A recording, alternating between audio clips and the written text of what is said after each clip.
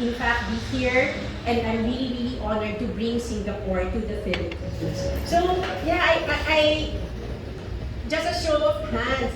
How many of you are familiar with FairPrice in Singapore? Meron ba? Yay! Okay. Yeah, so maybe I'll do a brief introduction of FairPrice and I'll also show a video. FairPrice, actually, we are the biggest, we're the largest grocery retailer in Singapore. We were founded actually in 1973. We are actually a local social enterprise. We were founded by the National Trade Union Congress. It's the labor movement, and we were founded in 1973. So this year we are actually celebrating our 50th golden anniversary. Yeah. So maybe for me, actually playing a video actually probably will best make the story come alive. We will tell our story over the past 5 decades on how FairPrice has been able to serve the Singapore households. So.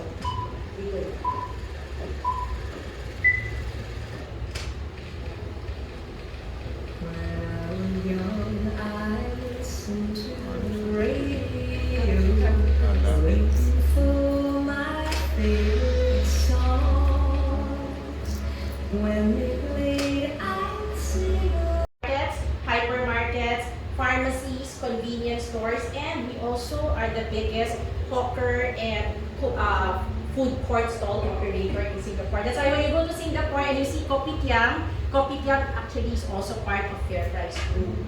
Yeah, and in 2019, when we formed FairPrice Group, it was really the coming together of all our food businesses, from our grocery business to our cooked food business, and then we actually started a new business unit called Own Brands Food Solutions, and this is the business that I lead. So Own Brands Food Solutions is going to be, or it is the consumer goods business of FairPrice Group. So from that time, actually, from the time we launched,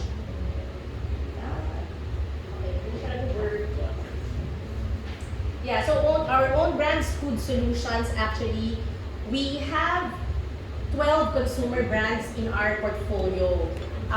And the biggest, of course, is FairPrice house brand that carries the name of our supermarket. But beyond that, we actually have an array of different consumer brands, each meeting the different consumer needs of the fast-evolving consumers in Singapore.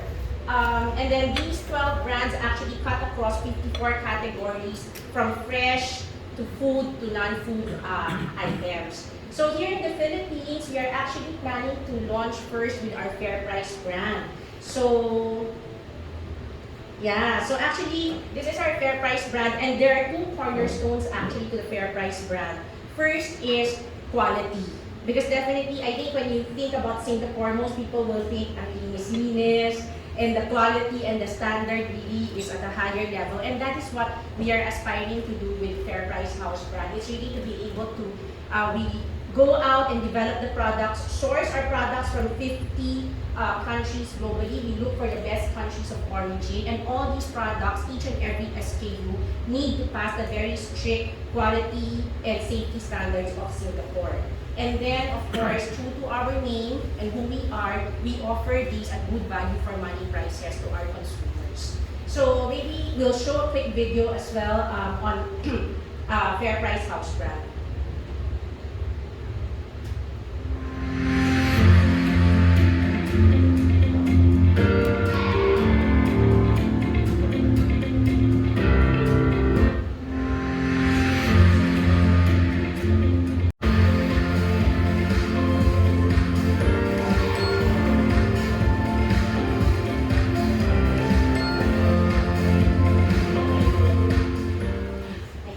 So actually, that just shows you a brief sampling of some of our products that's very popular in Singapore. So for example, when it comes to rice, we source actually from Thailand, from Vietnam, from Australia, and from India. And actually in our stores, our rice, actually more than 50% of the rice that we sell in our stores actually are FairPrice brand. Our olive oils actually are sourced from Italy. Our Japanese green tea is actually sourced from the Yabukita prefecture in Japan. So we really go out and really source these products. And here in the Philippines, what we are looking at is to actually launch our nuts and potato chips. Because hit na hit to among our kababayans in Singapore. And actually, our fair price nuts and fair price potato chips are the number one selling chips and nuts in our fair price stores. So yeah, so we will be sampling some of them around. So our potato chips actually is made from 100% fresh potatoes. And our best-selling variant is our original and truffle potato chips. Our truffle potato chips actually won the Retail Product of the Year recently in the Retail Asia Awards this 2023. And then do try also black pepper. Black pepper, for those of you who have enjoyed, black pepper crab from Singapore, yan ang inspiration namin for coming up with the black pepper, flavor. Because when you think about Singapore, a lot of people tell me Singapore, it's about a melting pot of cultures, melting pot of food.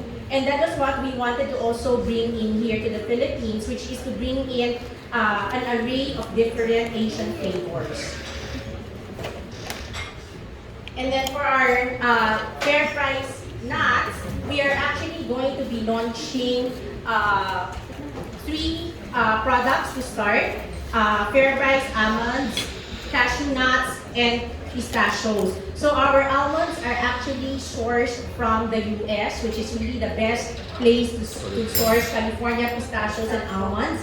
And then our cashews are from Vietnam, which is also very well known for its cashews. So all of these actually are, it's packed in Malaysia, but these all pass through our Singapore quality standards as well. So, later on this year, around October, November, we will be available in leading supermarkets here in Metro Manila with the 7 flavors of our potato chips and then 3 of our nuts variants. So, hopefully, if maganda ang reception ng ating mga consumers, then we can look at continuing to expand the fair price offering later on here in the Philippines. At the same time, we are looking to see if there are opportunities as well to bring in our other brands later on. Particularly, when I just talked to a few Filipino housewives the other day, and they were saying that they love to experience Singapore cuisine, and if there's actually a way to cook Singapore dishes, ang laksa and Hainanese chicken rice at home,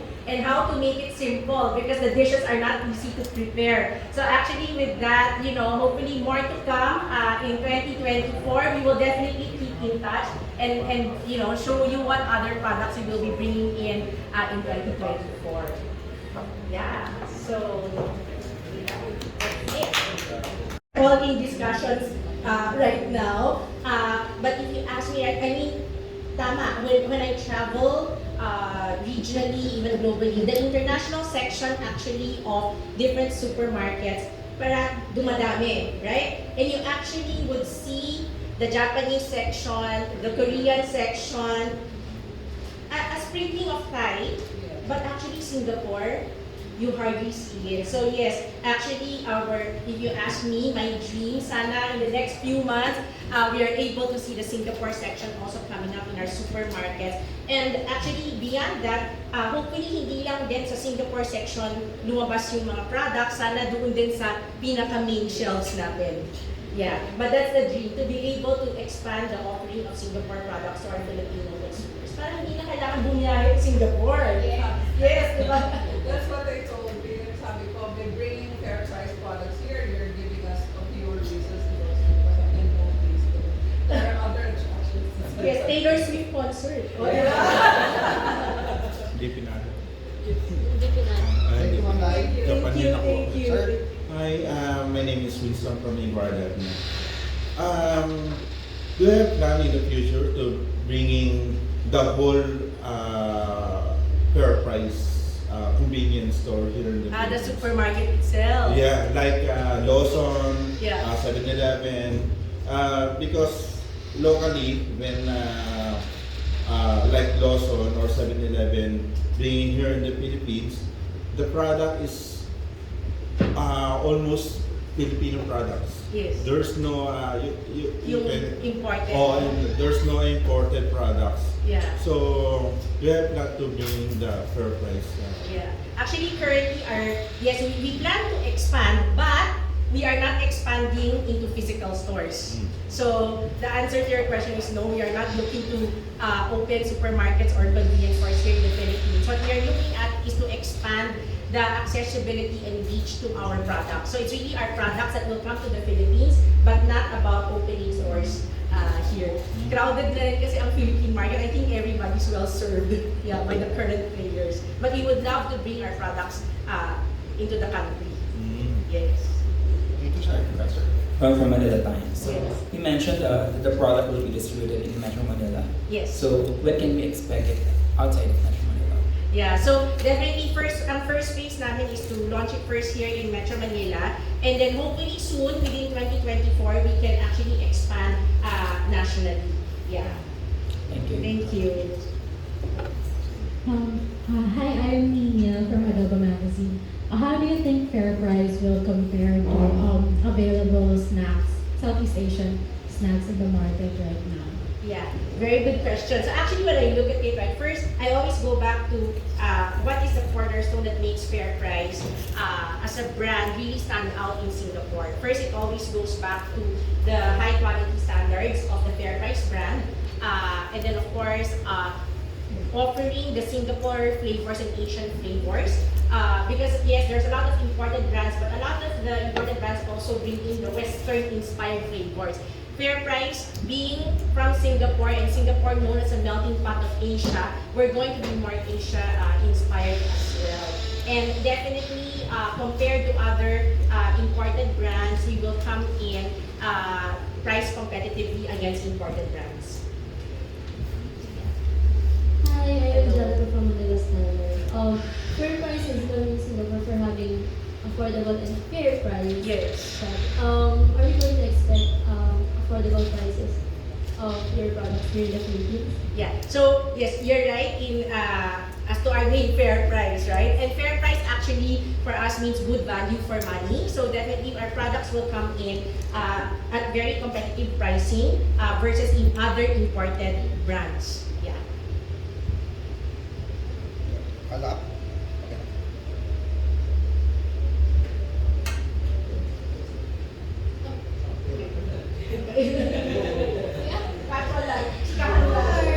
Tanong ko sa I'm mga Marie from partner, ano DWIC, din.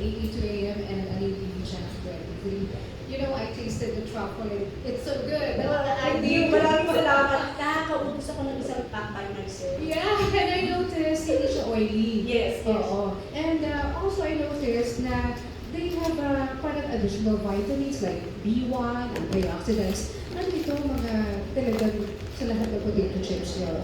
And of course, the nuts have it. Pero yung mga potato chips, sinupplement nila mga vitamins. Actually, when you look at it, the key selling point really is number one, it's the 100% fresh potatoes. Yun yung talagang because that's really what is going to bring in yung authenticity of the potato chips. So parang we take out as much as possible the artificialness of kasi may ibang mga brands, it's not actually 100% potato. So for us, the main selling proposition is the fact that it's made from 100% fresh potatoes. And then we put the flavoring in it. Yes, and interesting, you talked about truffle chips. Actually, medyo dinubo kami in terms of developing the right balance for the truffle chips because truffle, kailangan when you open the pack, you smell the aroma of truffle.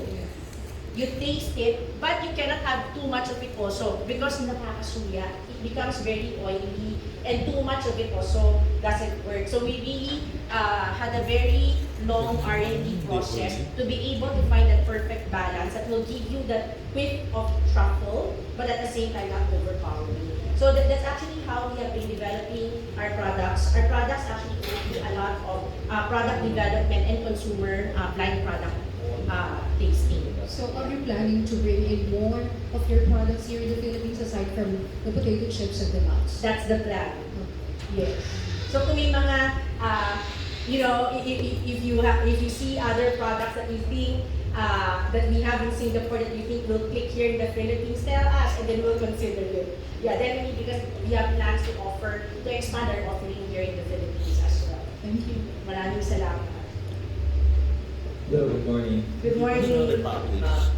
Have you ever considered or do you intend to release the potato chips and even the nuts products in alternative packaging, like maybe cans, containers, like other brands? Yeah, actually, in Singapore, we do also have potato chips in cans. It's a different product proposition as well. Ibang klaseng formula kasi yung nasa lata.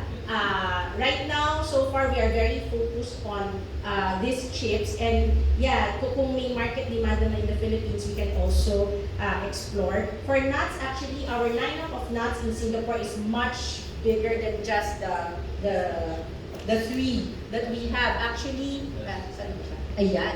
So, while we're only launching 3 here in the Philippines, in Singapore, our nuts actually have about 15 to 20 different variants. We also have macadamia, and we have a lot of mixed nuts.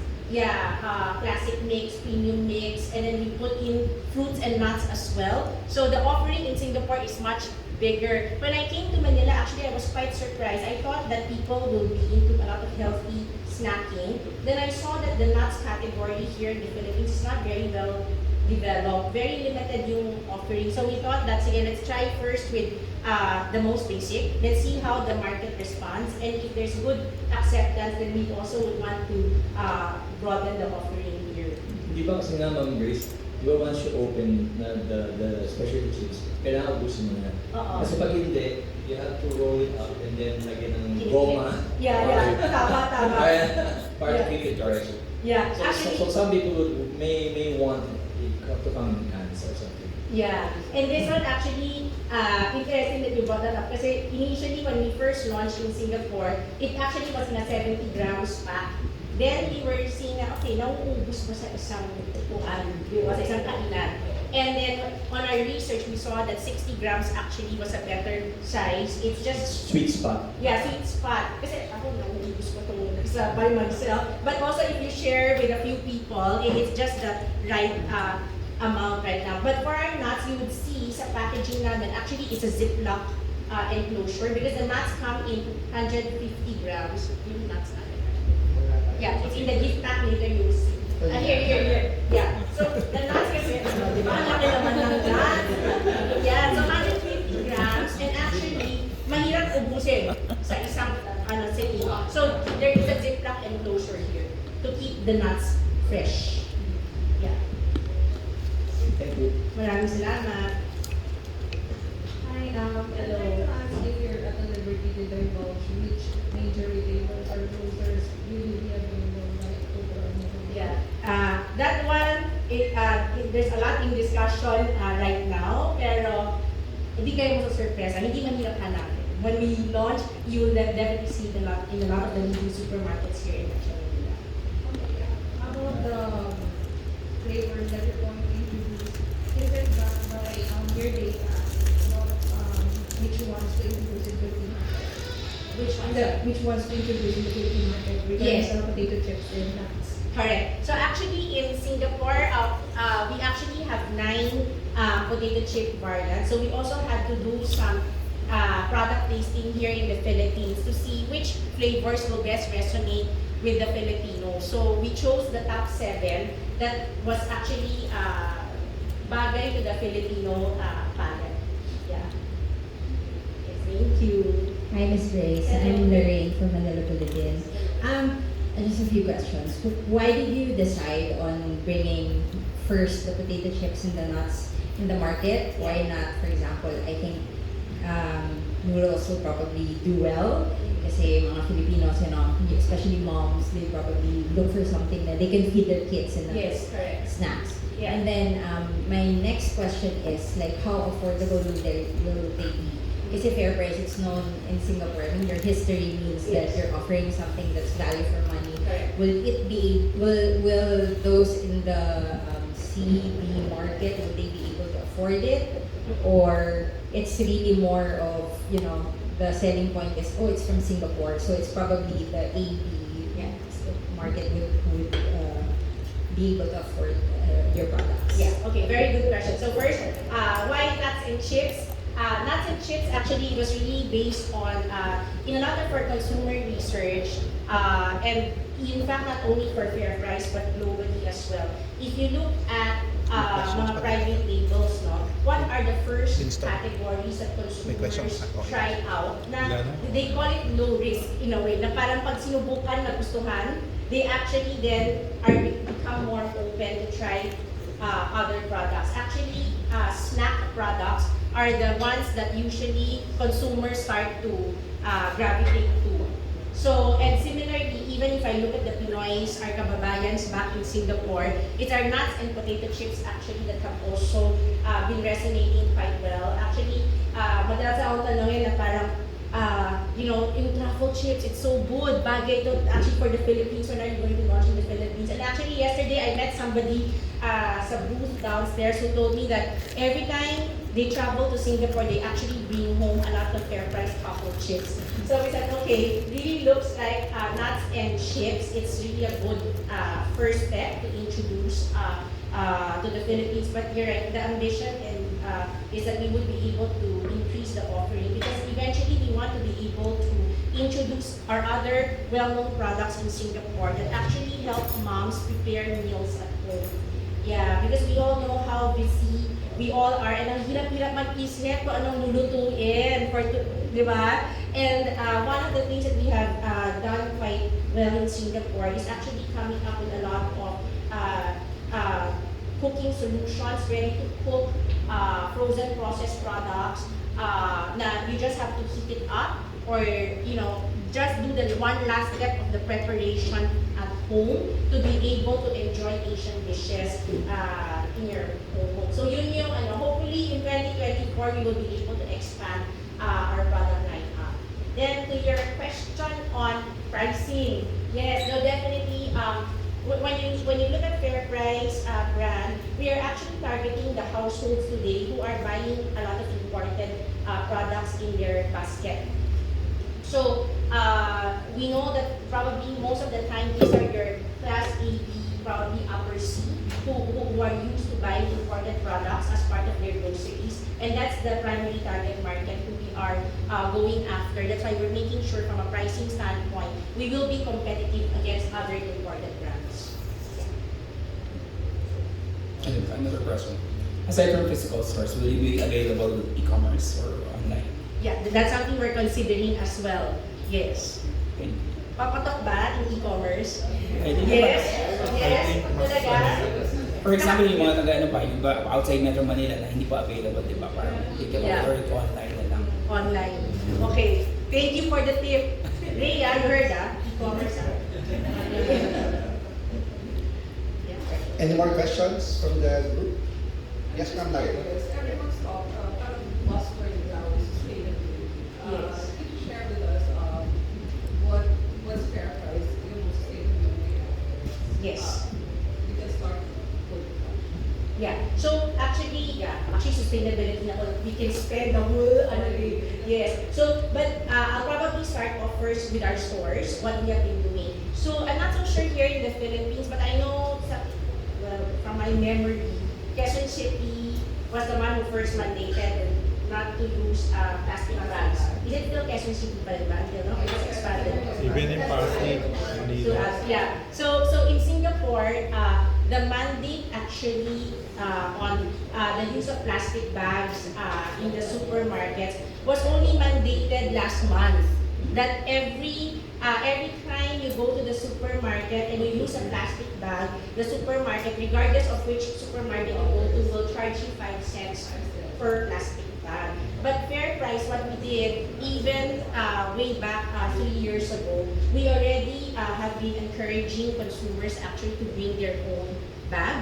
And in fact, in our convenience stores, kasi convenience stores, di ba? Pag bumibili, patingin-tingin lang, we have actually started, even before the mandate, we started charging consumers na for plastic bags just to encourage the shift. So we have really been being at the forefront of the sustainability drive against plastics. And what is good to note is ever since the mandate last month, 70% of consumers actually who shop in the stores bring their own bags. Yeah, so that's one of the big things that we have been looking at.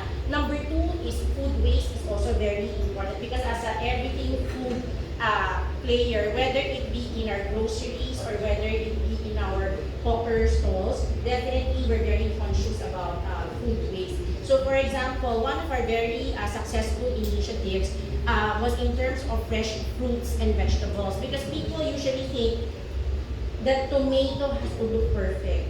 The orange and the apple has to be perfectly shaped. But actually, even if the potato doesn't look as perfect, actually the taste is the same. So we started an education drive and we even actually put some of the what we call ugly looking fruits and we put it all together and we actually sell it at discount to help consumers appreciate that actually it may look ugly outside but it tastes as good inside. So we've been trying to educate consumers as well to be able to minimize food waste. Then in the world of our own brands products, particularly in terms of packaging. So for our PET bottles, we actually do not use any color tinted bottles. We don't use those tinted with blue and green. We go as transparent as we can go because actually in terms of recyclability, pag tinted ang bote, it's harder to recycle. Then the other thing as well is when you look at mga PET bottles, there's always a label, a plastic label that goes around it. Actually, the label also is very difficult to recycle. So what we have done is all our plastic labels are optimized in such a way that it covers less than 70% of the bottle. So that to improve the recyclability of the PET bottles. And increasingly, we're looking at material usage reduction. So can you actually, while maintaining the quality of the product, use thinner plastics? Can you actually make your packaging smaller and all? So yeah, so it's a journey. A lot of companies globally are actually looking for new solutions, new sustainable solutions, and we're also on the same journey. Yeah, I hope I answered your question. Yeah, thank you as well. Ganda pong tanong yun, Ma'am Lai. Thank you for asking that. Yeah. Actually, yung comment ni Ma'am Maru, ganun din ako. I love the truffle chips. And nagulat ako dun sa text na black pepper chips. Reminds me of yung black pepper Crab. Yes, yan ang inspiration natin in coming up with black pepper flavor. Kasi it's all about when you ask people, right, what are the unique Singapore flavors? And people would say, okay, in Singapore, I like laksa. In Singapore, I eat crab, chili crab, black pepper crab. And yeah, so we have a hot and spicy potato chip flavor, and we also have black pepper. Yeah, so malamang papat ko yan. Sana. But so far, yesterday, when we were sampling the products, indeed, truffle and black pepper ang pinaka-in-demand na flavor. Yeah. Truffle. Okay. Okay po, any more questions from the Do you open for distributor? Open na po ba for distributorship? We At have- sa mga kapagsagot dyan si Mr. Hightower. Yeah, si Mr. Hightower. So, yeah. Thank you for your interest. Of course, we're bringing the products, but we're always open to possibilities, to partners, and some distributors. If you want or if you refer anyone to us, please do. You were saying earlier, if the volume is big, you can actually Yes, absolutely. If there's a sizable volume in the islands or outside of Metro Manila that is worth it to deliver, then you can do that. Any more questions? Ma'am? Sorry, are the fair price brands are for sale below one of the fairest retail or just the sample? Just product samples for now. Yeah. The products should be in the leading supermarkets around November. Yes, of this year. Before Christmas. Tamang-tama, before mag-Pasko. Yes. Actually, maraming nagtatanong kahapon kung pwede nang bumili. So yung nangyayari ngayon, patikim lang po muna. Teaser. Yeah, teaser. Nagpapa-excite. Para pagdating sa shelf, ubus ka agad. Okay, any more questions?